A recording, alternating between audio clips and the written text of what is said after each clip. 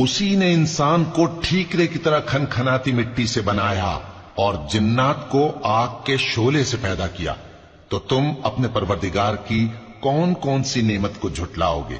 وہی دونوں مشرقوں اور دونوں مغربوں کا مالک ہے، تو تم اپنے پروردگار کی کون کون سی نعمت کو جھٹلاؤ گے؟ اسی نے دو دریا رواں کیے جو آپس میں ملتے ہیں، مگر دونوں میں ایک آڑ ہے کہ اس سے تجاوز نہیں کر سکتے، تو تم اپنے پروردگار کی کون کون سی نعمت کو جھٹلاؤ گے؟